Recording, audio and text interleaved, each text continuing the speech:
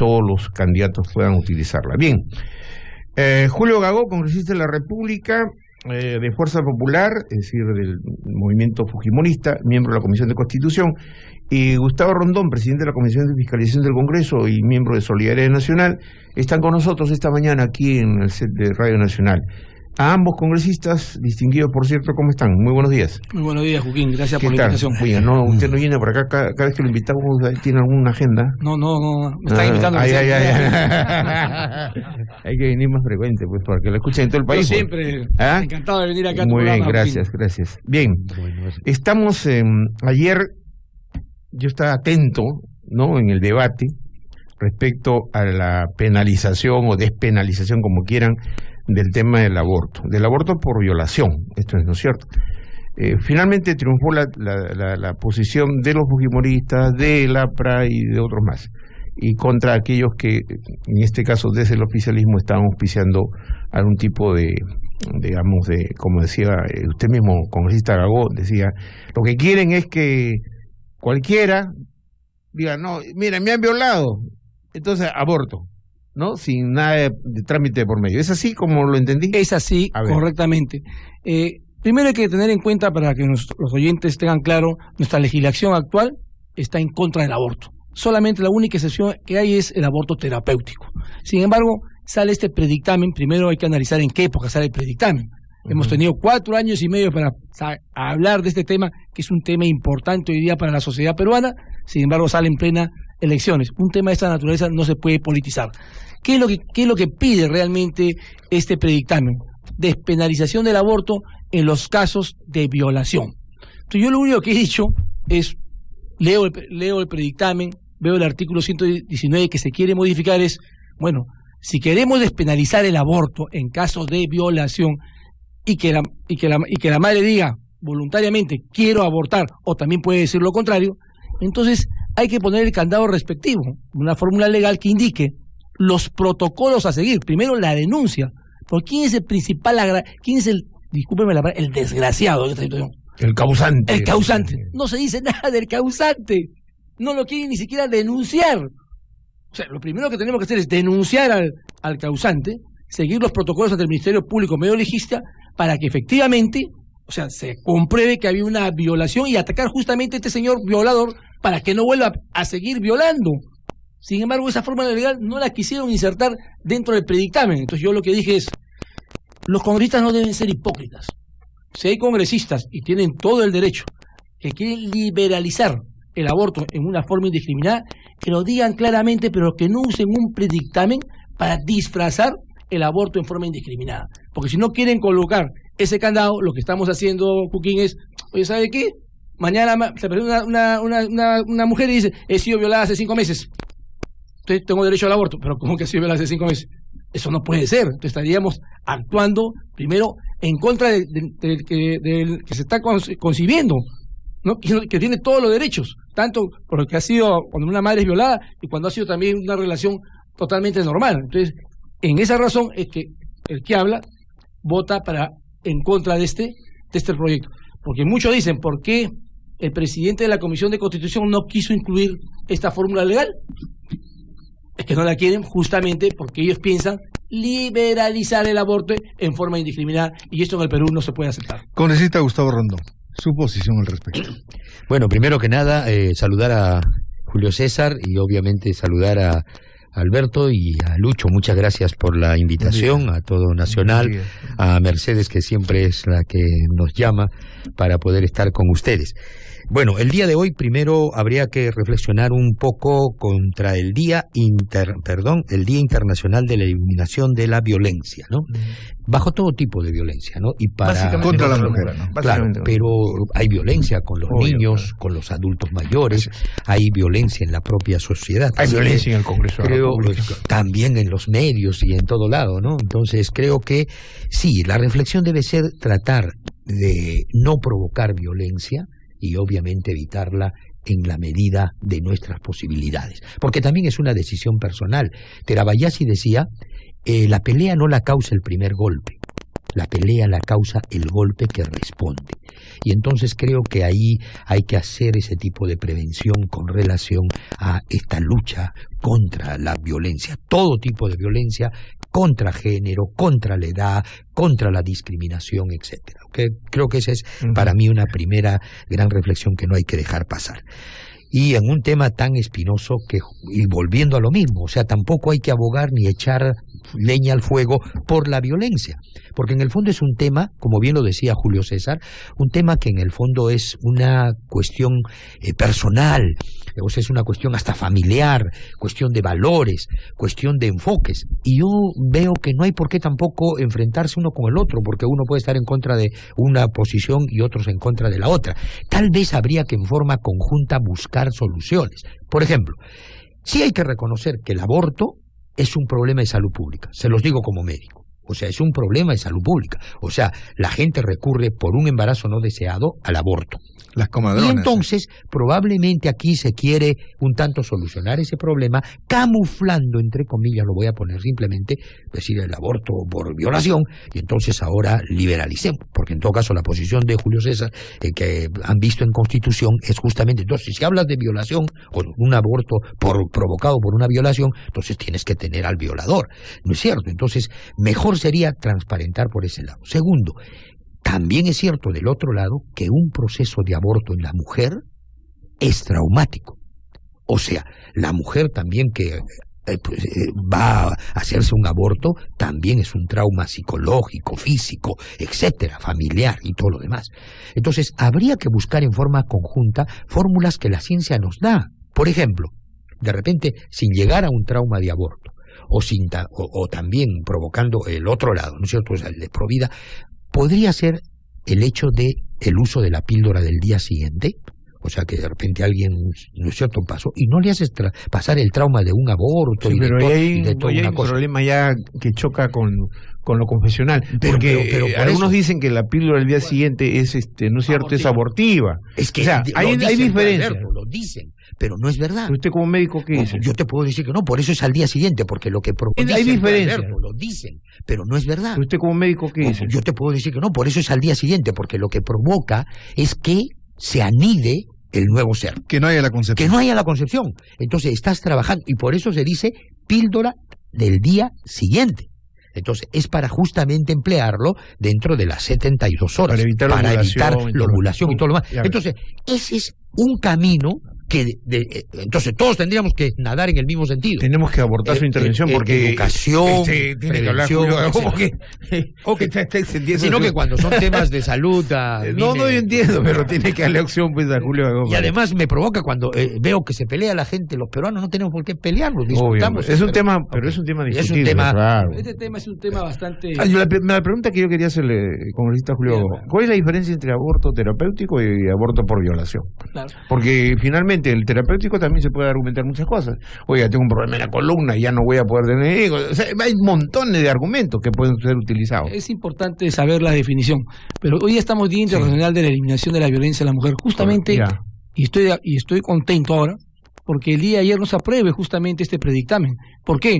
Porque justamente el que ataca a la mujer no le decíamos absolutamente nada, o sea, feliz y contento. Se lo liberalizábamos el tipo. Claro, no lo denunciaba y este iba a seguir violando, o sea, esto es lo más gracioso, iba a seguir violando y este es un tema que de nunca acabar. La pregunta que tú me haces, Cuquín, el aborto terapéutico interviene un médico. El médico tiene que intervenir, o sea, él tiene que tomar una decisión. Una junta médica. Una junta médica, él tiene que tomar una decisión, decir, oiga, peligra la vida de la madre, o sea, acá. Y por varias razones. Así es, peligra la vida de la madre. Es una junta médica, entonces dice, tienen que tomar la decisión. Podemos tener una madre que tiene 4 hijos y este es su 5º hijo, por decirlo de alguna manera, y toman la decisión. Ese es el aborto terapéutico. Y el otro tipo de... ¿La otra pregunta era cuál? No, esta y vinculada con el aborto. Claro. El aborto, violación. Bueno, la violación creo que es contra la voluntad definitivamente de la mujer, que a veces viene cargado también, y eso ya es mucho más grave, hasta de muerte, porque hay violaciones que son seguidas de... Tienen como consecuencia de muerte. Esto es mucho más grave. Ahora, esto ya está archivado y ya no se puede hasta que eventualmente alguien presente otra iniciativa. Yo creo que este tema todavía va a seguir, efectivamente está archivado, y yo sí considero, Cuquín, que este tema se ha politizado, se ha colocado justamente en plena campaña política, cuando hemos tenido 4 años y medio es muy para sensible verlo. el tema. Pues. Hay que tener en cuenta, y acá no es que yo quiera echarle la culpa al Partido Nacionalista, pero es una realidad. ¿Quiénes eran miembros de la mesa directiva? Presidente de la mesa directiva, Partido Nacionalista. ¿Quién es el presidente de Constitución en los 5 años? Partido Nacionalista. ¿Por qué sacarlo? Justamente en un momento de elecciones, que por ganar votitos, 2 votitos, cuando es un tema tan sensible hoy día para la población y en especialmente para todas las mujeres. Congresista Gustavo Rondón, usted que es médico, aclárenos el tema. ¿Se produce la concepción inmediatamente ocurrido el acto sexual o demora horas? No, demora. Todavía tiene que el espermatozoide ir al encuentro del óvulo en la trompa de Falopio. Claro, ¿eso qué tanto demora? Por eso es que la píldora del día siguiente se emplea hasta las 72 horas. 72 horas. Que son ya 2 días y medio, 3 prácticamente. O sea que la píldora el día siguiente más inmediata. Sería macanudo. O sea, por eso la idea sería, hay una relación sexual, ¿no es cierto? Si tú la tomas al día siguiente, no pasa nada. Y no hay aborto. Y no hay aborto. Entonces ya no tienes por qué estar en esa vía crucis, ¿no? En esa encrucijada de decir, no, ya es un nuevo ser, no, hay que recurrir. Ahora no, sí tienen que convencer a eso a la Iglesia. Porque la Iglesia Católica... Parte a la Iglesia, es correcto. Por ejemplo, ese es un camino. Si la Iglesia busca justo el no enfrentamiento, ¿no es cierto? La paz entre los seres humanos, tenemos que... Pero yo he escuchado ser sacerdotes que en el púlpito dicen nada con la píldora, ¿no? Es cierto, claro, ¿sí o no? Es cierto lo que tú dices, Joaquín. La Iglesia también ha hecho ese estudio acerca del tema de la píldora del día siguiente, que ha habido un gran debate a nivel... La Iglesia ha concluido que es abortiva. Es abortiva. Eso hay que decirlo, ese es un tema entre lo científico y lo que dice hoy día la Iglesia. Claro. Porque la Iglesia también está basada en temas científicos. En el Vaticano hay científicos. Claro, por eso digo, está basada también en temas desde el punto de vista científico. O sea, hay una discusión científica realmente. Hay parte de médicos que dicen que efectivamente, como lo que tú manifiestas, Gustavo, la píldora del día siguiente no es, como se llama, abortiva, pero hay otro grupo que sí dicen que es abortiva y donde se coge justamente la Iglesia Católica, ¿no? Correcto, y yo quisiera solo agregar algo a todo este tema que es tan importante. En el fondo tenemos que ceder algunas posiciones. Por ejemplo, la Iglesia solo respalda los métodos naturales. Correcto. O sea, aquellos que son del moco cervical, del Billings, etcétera, ¿no? Entonces, y por ejemplo, de los periodos, pero te prohíbe, por ejemplo, usar los preservativos. Y no puede ser. No puede ser, porque por ejemplo el preservativo, aparte de que te podría evitar concepción, es hasta protector de enfermedades. Ahí hay una contradicción, sexuales, ¿no? Contradicción porque se combate las enfermedades venéreas, hasta el SIDA, y se dice que el preservativo, el condón, mejor dicho, no es conveniente, ¿no? Así es. Entonces ahí viene esa reflexión de por qué irnos de un extremo al otro si la ciencia nos está dando caminos como para que no peleemos, para que no lleguemos a una concepción, para que no estemos discutiendo de un aborto, para etcétera, etcétera. Entonces, se tiene que poner esos avances que pueden ser benevolentes para evitar justamente este tipo de shock en todo aspecto, de shock para el que sí o para el que no. Discusión este tema y yo, como digo, tiene todavía para el próximo quinquenio. Y lo pones en la agenda en función de enfrentar a la gente. Ahora, en una cuestión que... No sé, Lucho, si va a continuar con el tema, pero yo tengo otro tema de agenda.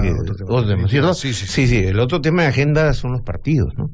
Porque, por ejemplo, el fujimorismo se debate en un problema existencial. Ayer, lamentablemente, disculpen, queridos míos, yo me puse mal y llegó un poquito tarde la congresista Luz Salgado y no la pude entrevistar por un problema de salud. Pero, en todo caso, está Julio Gagó. Congresista Julio Gagó.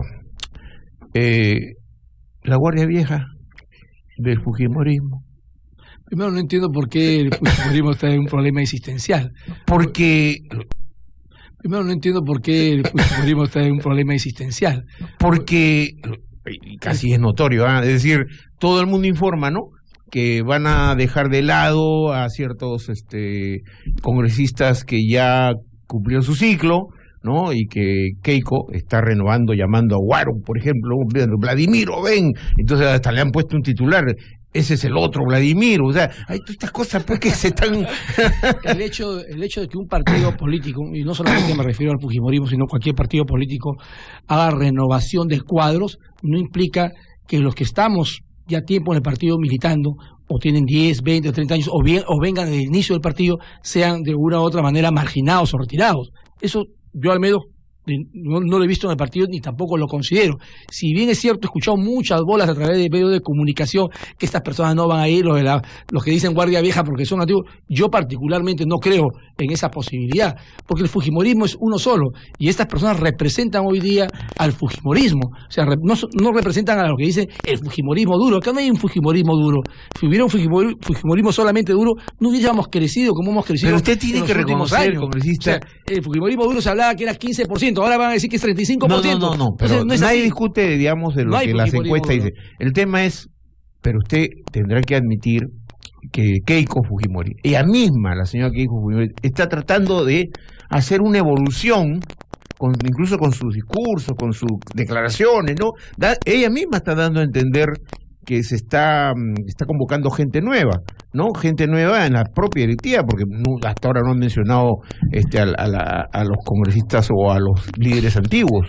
Tú lo has dicho algo sí. Muy claro, estamos convocando a gente nueva, es cierto, no solamente el fujimorismo, todos los partidos políticos están convocando gente nueva, o sea, no hay que remarcar el fujimorismo, pero eso no quiere decir que los que estamos hoy día llevando la batuta nos están haciendo a un lado, de ninguna manera. Ahí seguimos al frente del partido, junto con nuestra lideresa, pero que necesitamos también aportes de nuevos profesionales, nuevos técnicos, muchos de ellos invitados.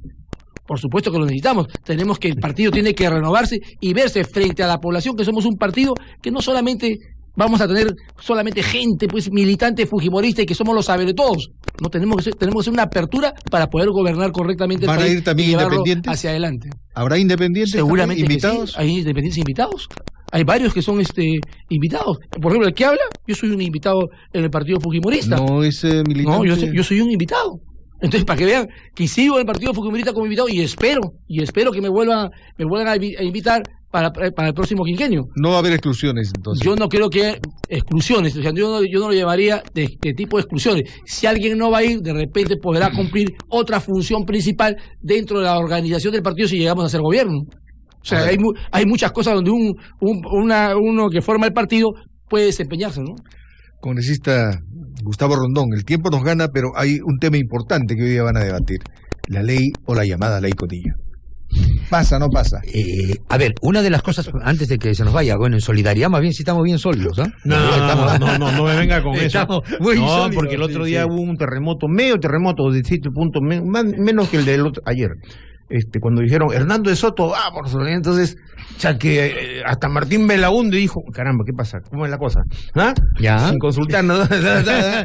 Ahora Jorge del Castillo tiene un problema en el APRA, lo quieren poner de costado. En solidaridad las cosas tan bonito, son muy organizados, muy organizados. Sí. Bueno, es que solidaridad viene de sólido.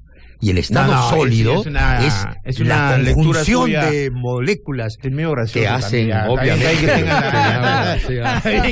Está bien que esa es la ciencia política. Esa es la ciencia política, ¿no? Entonces, ahí estamos muy bien nosotros. Muy bien. Vamos a hacer este tema de la ley Cotillo. Bueno, la ley Cotillo va a provocar una marcha, inclusive, en la mañana. Bueno, sí, pues. La ley, no pasa. Veo que no quiero contestar mucho el ley Cotillo. No. Está bien, no tengo para nada. Con la ley Cotillo. La ley Cotillo yo creo que hoy día considero que no va a pasar seguramente en el Parlamento de la República. No va a ser apoyada por muchas fuerzas políticas. Primero porque hay una contradicción con la ley de la reforma universitaria y creo que esto merece que regrese este punto a comisiones. Y seguramente me atrevería a decir que la Junta de Portavoces que va a haber antes justamente del Pleno, ahí mismo van a aprobar para que inmediatamente ni siquiera se vea en el Pleno, sino vaya a comisión. Y yo creo que sería... que duerme el sueño los justos. No duerme el sueño los justos, porque hay situaciones que requieren mayor debate. Porque por ejemplo, este caso que hemos hablado del aborto, ¿requiere más debate? Por supuesto que requiere más debate. No es que duerma el sueño de los justos. Lo que pasa es que hay tantas cosas que se incumplen en el Congreso, más allá de lo que es la ley Cotillo, que yo hasta ahora no me explico cuál es el problema de que nos designan al defensor del pueblo. ¿Cuál es el problema realmente? Bueno, el problema es, y hay que decirlo claramente, es las diferentes bancadas tienen sus diferentes candidatos y lo que demora es justamente en la Junta de Portavoces ponerse de acuerdo, ¿no?, en votación quién debería ser el defensor del pueblo. Yo pienso y espero que Luis Chiverico, como lo ha prometido, antes de terminar esta legislatura o la siguiente, ya debemos tener el próximo defensor del pueblo. Bien, o sea, con relación a la ley Cotillo, el asunto es que coincidimos en eso, o sea, hay que discutirlo más, que vaya a comisión y se discuta, no tiene por qué pasar. Allí hay de los dos lados también, ¿no? Por ejemplo, el hecho en la ley, que es una ley que se ha aprobado, que el tribunal ha respaldado, es verdad también de que las leyes de algún modo tienen que fijarse en esos periodos de fenescencia, etcétera, o sea, también hay eso, ¿no? Correcto, o sea, como, haz de cuenta, te hacen un contrato hasta diciembre y lo cortas en octubre, o sea, ese tipo de cosas habría que discutir. Queridos amigos, hemos generado un debate simpático, dos congresistas de la República. No, siempre además es cálido, con Alberto, con Lucho. No, la verdad, y no hay violencia aquí. Y no hay violencia. Para nada, no existe. Hay interrogantes, pero no agravios ni nada por el estilo. Correcto. Yo quiero simplemente, ya que está Julio Agó acá, decir que hace más de 4 años yo sufrí una crisis de enfermedad y uno de los primeros en preocuparse por mi estado de salud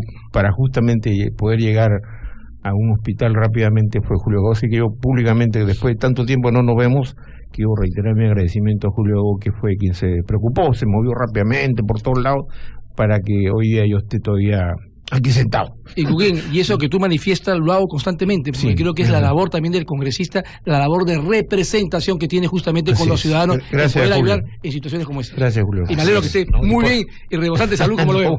Aparentemente. No, está muy bien. Sí, gracias. Yo lo veo muy y eso bien. que dije que está siendo un poquito de gracioso no es un agravio, sino que Sí, porque hoy día es día de la no violencia. no violencia. Vamos a la pausa, queridos amigos.